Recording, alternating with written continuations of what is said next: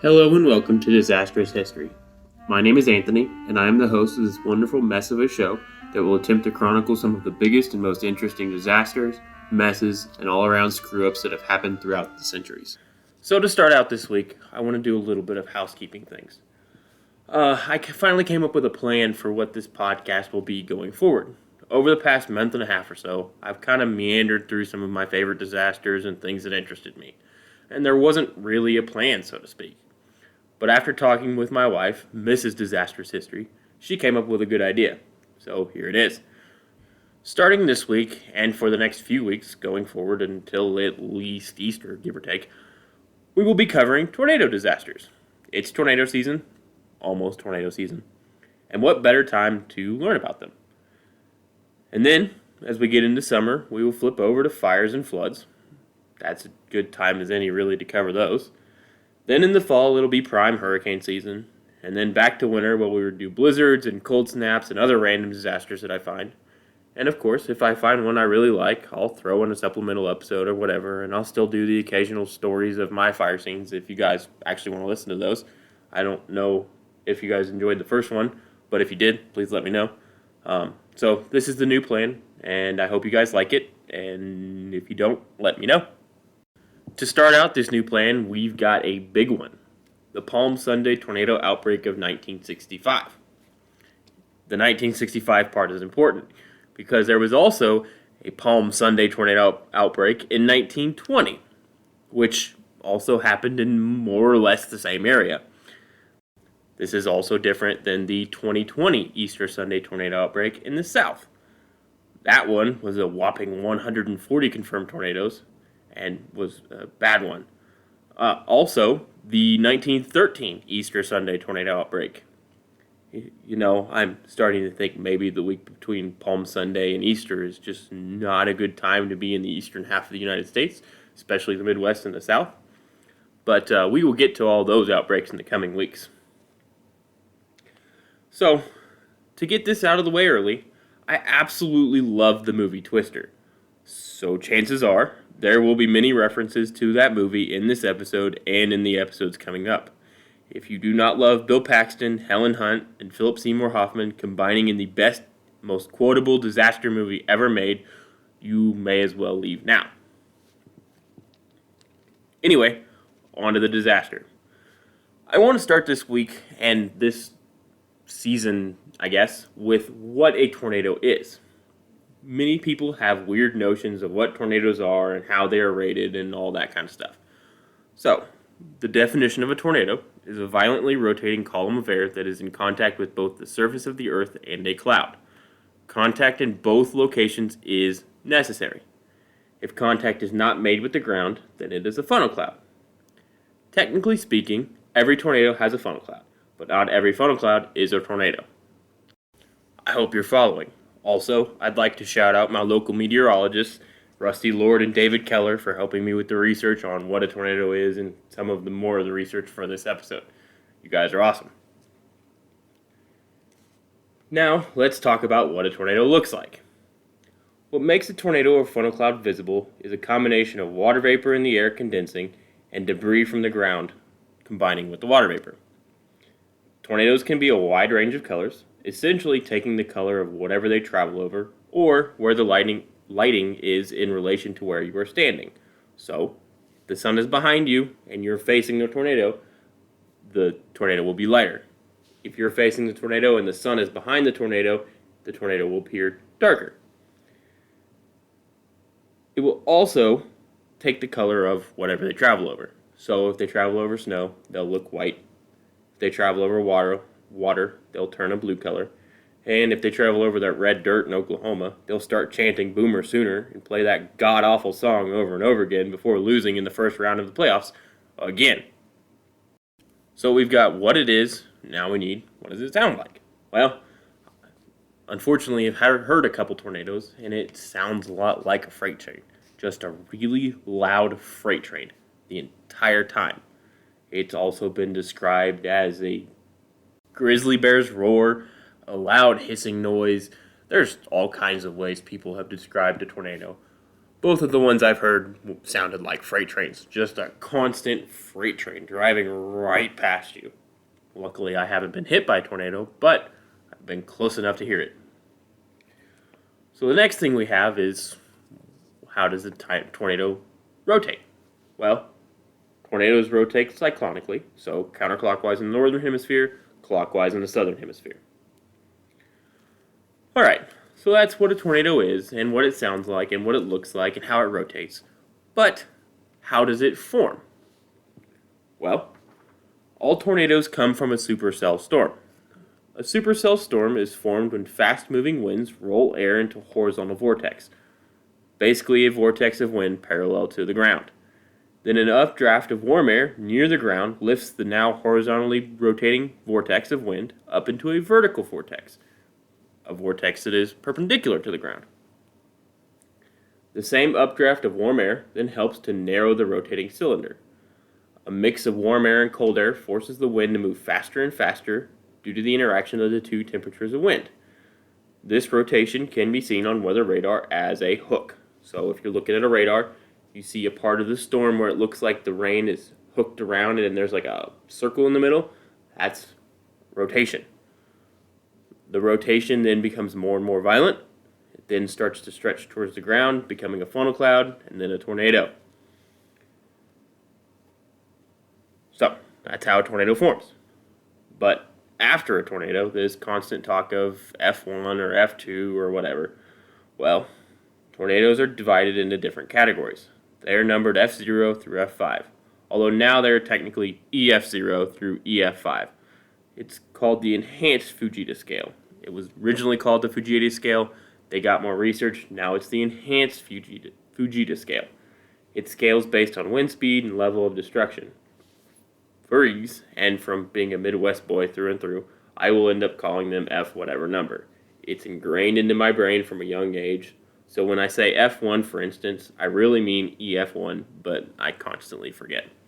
Please forgive me. I would also like to point out that it is basically impossible to accurately measure wind speed in a tornado. They can measure some, but trying to stick a Dorothy in front of every tornado is impossible. And it destroys basically any other weather radar system or weather systems to record them, so it's really difficult. They're really, really strong. So, to give you a rundown of how these tornadoes are rated, what the wind speeds are, and what the destruction is. An F0 is the weakest with wind speeds around 65 to 85 miles per hour. This will down power lines and relocate trash cans and maybe blow some branches around, maybe knock over some really small trees. Simple stuff. An F1 ranges from around 86 to 110 miles per hour. An F1 might uproot some bigger trees and do some small damage to your house, break windows out, rip off shingles, stuff like that. Maybe move some car around, tip over a semi, that kind of stuff. An F2 ranges from 111 to 135 miles per hour. An F2 will do a good number on your house. Rip off the roof, relocate your car, uproot trees, things of that nature. It's a bad day. After we get past F2, we get into the really, really, really bad days. An F3 ranges from 136 miles per hour to 165 miles per hour in speed. An F3 will do a good bit of damage to your house, like remove large chunks of it. This is when you start to hear stories of corn stalks stuck through walls and cars thrown through the air, the bark on trees torn off, the weird stuff you hear about tornadoes. And then we get to an F4. An F4 ranges from 166 to 200 miles per hour. An F4 is a bad, bad day. This will permanently relocate your house to everywhere else, basically. Cars will be found in trees around the corner. Basically, you want to be anywhere else but in the path of an F4. And if you get in the path of an F5, well, that's a bad time. An F5 is anything with wind speeds over 200 miles per hour. An F5, well, an F5 is the finger of God.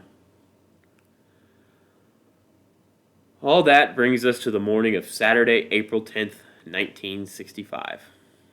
Across most of the Midwest, it was a warm and humid day. All throughout March, it had been stormy, snowy, and cold. One of the coldest Marches on record for the Midwest area. Then the first week of April shot up to the 70s, then dropped back down to the 40s just 3 days before the infamous tornado outbreak.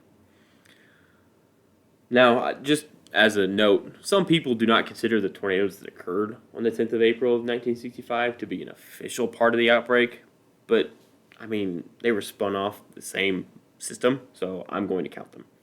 Sue me. In the run-up to the outbreak of tornadoes, a low-pressure system was sitting over the Dakotas with a warm front going through the middle of Iowa and across into Indiana and Michigan. It was humid. It was on the way to hot. The conditions were perfect for a bad time. The first confirmed tornado of this soon-to-be massive outbreak occurred about 1:30 p.m. in Platt, Missouri. Platt is a small town in northwestern Missouri. It was officially categorized as an F0 and caused a whopping $30 of damage. It downed some power lines and did some damage to a barn. If only they were all like this one. There would be 6 more tornadoes on the 10th of April.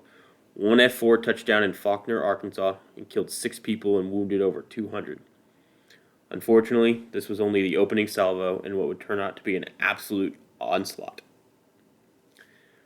The next morning was Palm Sunday. People were out at church or having a picnic. It was a nice day to be outside, especially after the cold, snowy March they had just experienced. It was hot and humid, probably a good day to hang out with family. But that nice weather made our conditions get worse, or I guess more favorable if you're a tornado.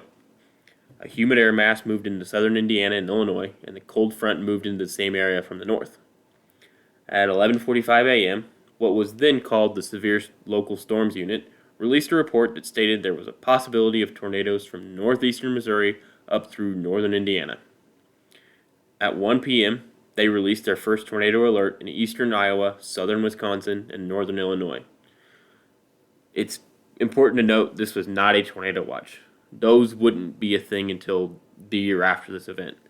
And unbeknownst to them at the time, an F4 tornado had already touched down in Iowa, 38 miles east of Cedar Rapids, about 15 minutes prior. This tornado caused massive damage, some $5 million. It traveled anywhere from 40 miles to 90 miles, depending on the source. It destroyed multiple farms, and at its widest point was 200 meters wide. It also caused 1 fatality. From eastern Iowa, the storm spread eastward across southern Wisconsin and northern Illinois. This is when the storms really began to pick up steam and the chaos began.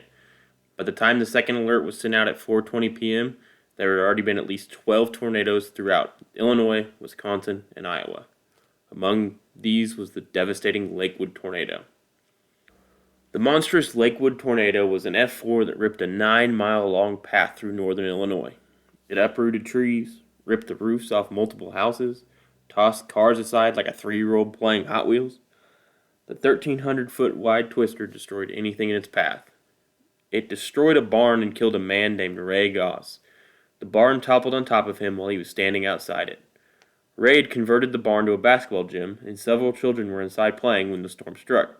He herded them into the basement of his home, then went back to make sure the barn was empty, and that's when it collapsed on him, killing him.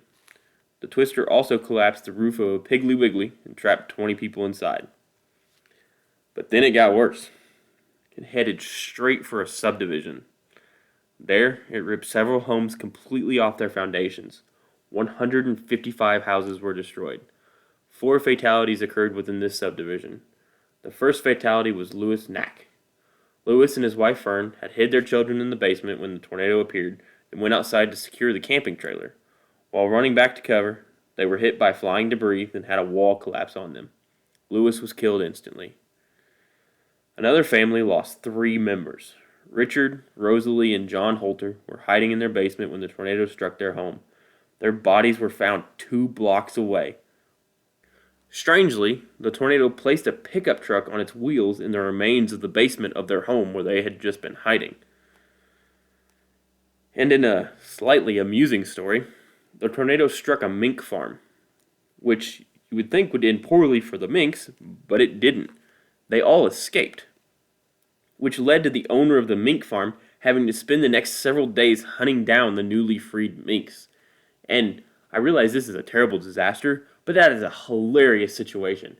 This dude has been hit by an F4 tornado and he's lost his barn and his business, but he has to spend the next several days hunting down minks. That's just a hilarious thing in my mind. I'm sorry. But things would only get worse from here. You see, weather services were releasing warnings about the day's events that would be taking place. The issue was, it was such a nice and sunny day that everyone was outside enjoying the freshly warm weather. It was also Palm Sunday, which means a large portion of the population was in church. And, just imagine it.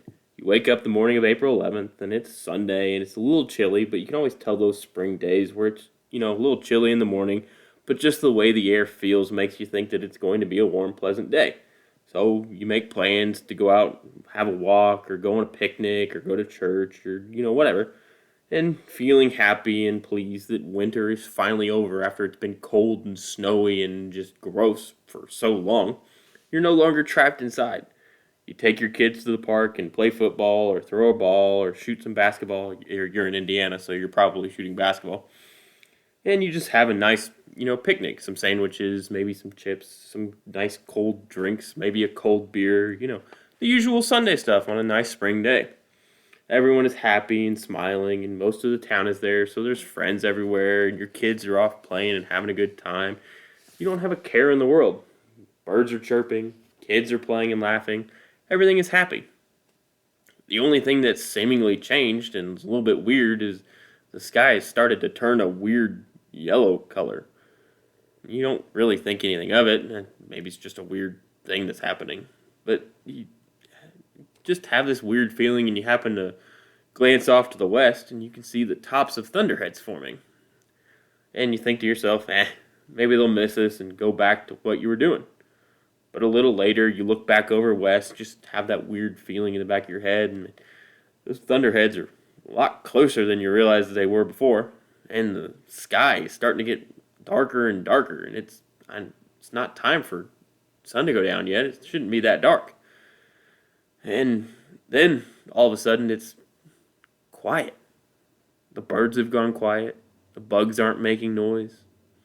The wind is starting to pick up. And you notice the wind. It was weak at first, but it's starting to really get going. And there's still people out playing and having a good time, but you just have that weird sense in the back of your head that something isn't right. And maybe you're just being weird. It's just a thunderstorm.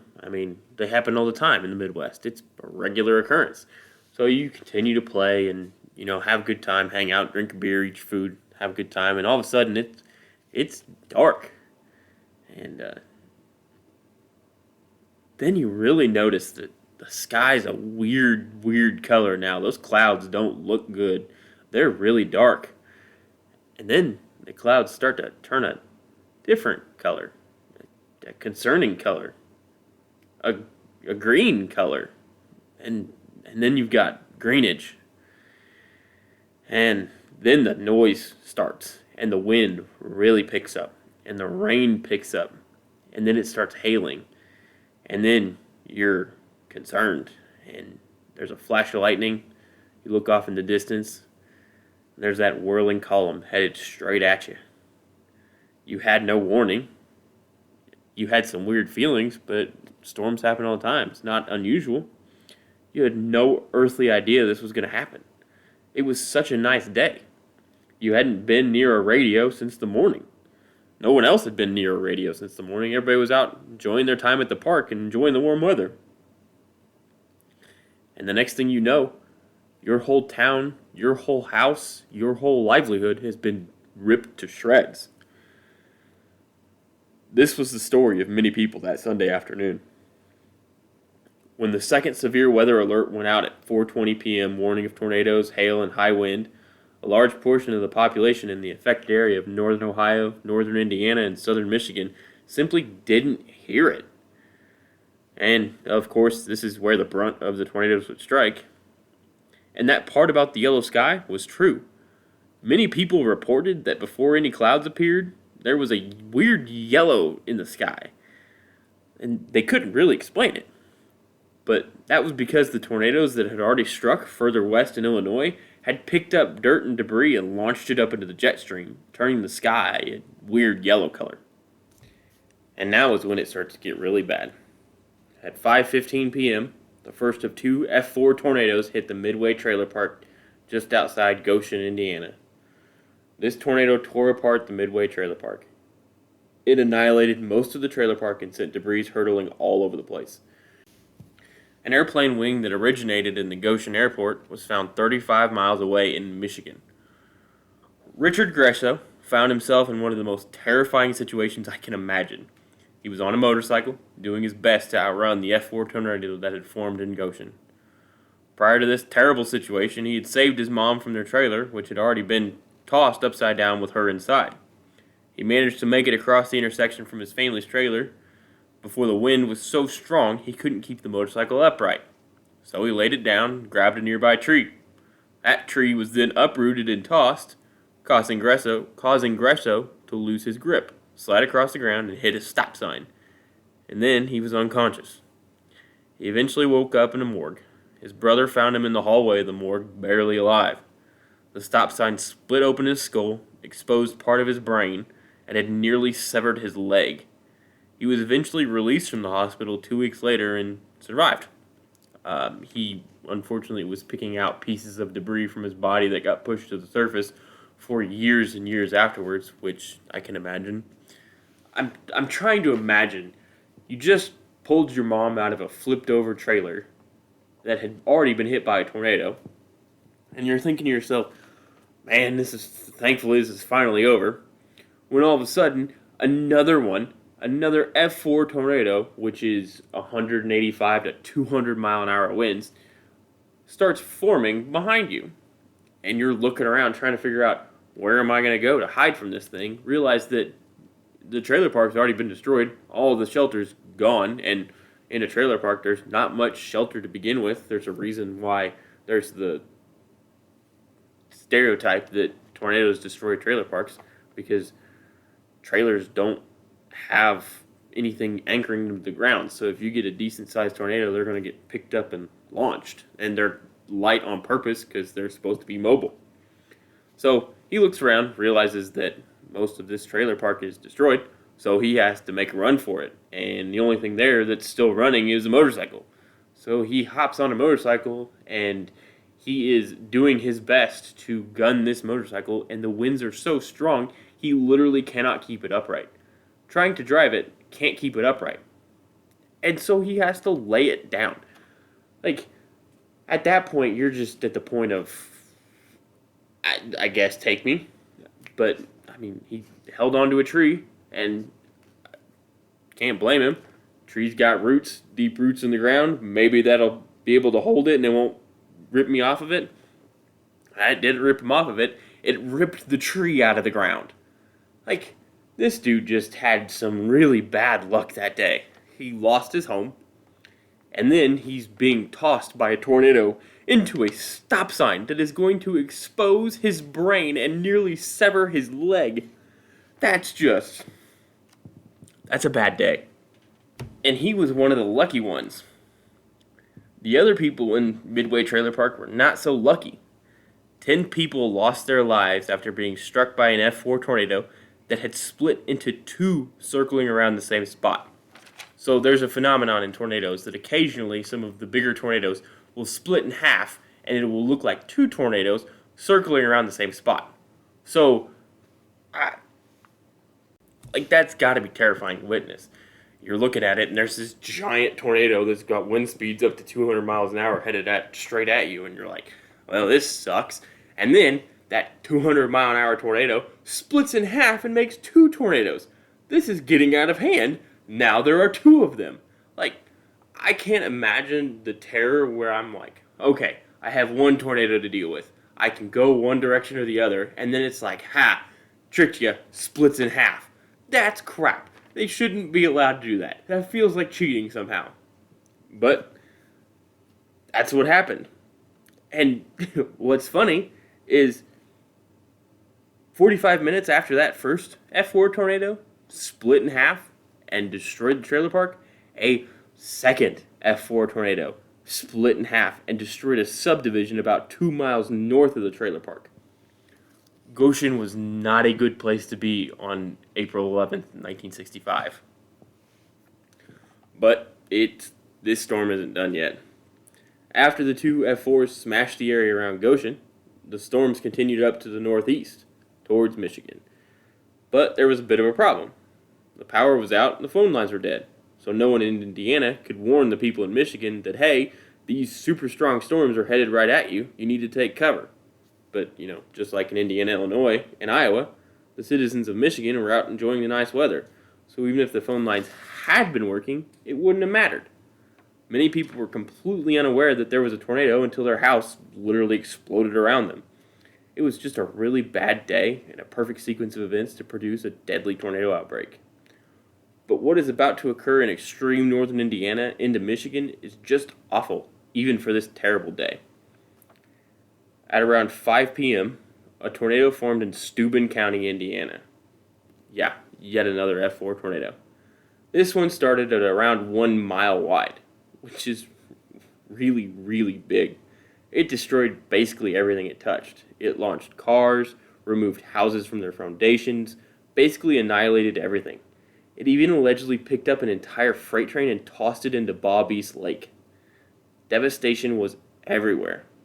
But, that's basically the same thing that just happened in Goshen. How is that any worse than the others? And, well, what normally happens after a tornado? The storm passes and you come out to survey the damage, right? And that's what they did. And then about 30 minutes later, a second F4 tornado formed and hit the exact same area. And this isn't like in Goshen, where there was an F4 tornado that hit the trailer park and then 45 minutes later there's an F4 tornado that hits a couple miles up the road. No. This is an F4 tornado that forms, travels through, dissipates. The second F4 tornado forms, travels basically the exact same path. Several houses, about 80, got hit twice. They got hit by two F4 tornadoes. So imagine you've crawled out of what is left of your house, because it's an F4, it's basically relocated most of your house. You're picking up your belongings from all over the block, basically, down the street. And then you hear that terrible noise again, look up, and there's a mile-wide tornado heading at you again. But you've got nowhere to hide now. Your house was just destroyed by the last one. Basically, the entire block is destroyed. You've got nowhere to go. You have to find a hole and hope that it doesn't hit you a second time. And that's just cruel. 44 people ended up dying as a result of those two tornadoes. In the aftermath of these tornadoes, 26 people were left trapped under the rubble of the Manitou Beach Bible Church. The church's roof collapsed, destroying much of it.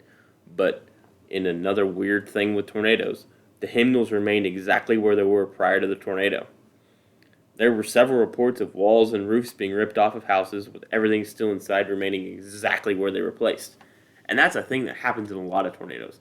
You'll get reports of entire roofs being ripped off of houses, but all of the furniture in the house being exactly where it was left, with pillows and blankets and papers still sitting on desks exactly where they were before the tornado ripped the roof off of the house, ripped walls out of the house. You'll have reports of walls being ripped out of the house and the roof still being there and the other walls around it still being there and just one section of the wall being ripped out.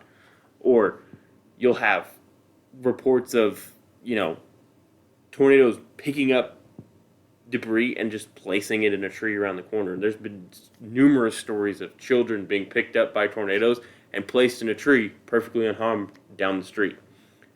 Tornadoes do the weirdest stuff. The tornadoes in this outbreak would continue to spin up in Indiana and Ohio until just before midnight.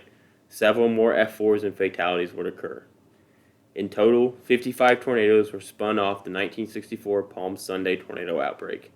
There were 18 F4s, 6 F3s, 14 F2s, 16 F1s, and 1 F0.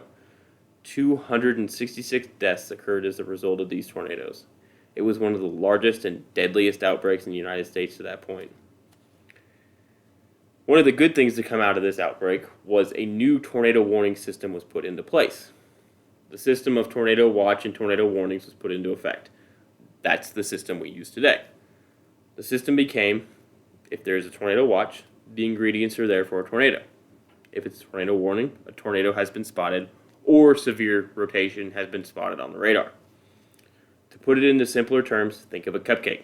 If you have a cupcake watch, then you have the flour, the sugar, the eggs, the vanilla, the baking powder, the salt, the butter, and the milk all sitting out ready to go. So all you have to do is put it together, bake it, and you got a cupcake. And if you have a cupcake warning, well, then you have a cupcake fully baked and ready to eat.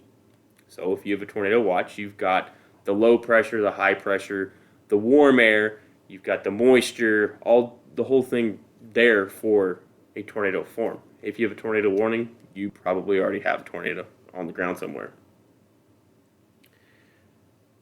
The other thing that came about after the 1965 outbreak was the use of civil defense sirens to notify of the impending threat. Since many people were in church or outside during this outbreak, they wouldn't have heard any of the warnings put out over television or the radio.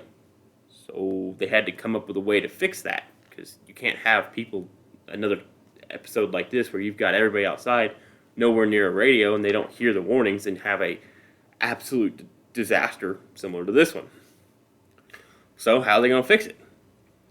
Back during World War II and the subsequent Red Square, many towns had installed civil defense sirens in the case of bombings, invasion, whatever other crazy thing they could cook up that was unlikely to happen into a town in the middle of nowhere, Indiana. Most had gone unused, obviously, because there weren't any bombing runs in the middle of nowhere, Indiana, or middle of nowhere, Illinois. And contrary to popular belief, Red Dawn was not actually a documentary, and Patrick Swayze didn't fight the Russians in the middle of the mountains in Colorado or the middle of a cornfield in Indiana.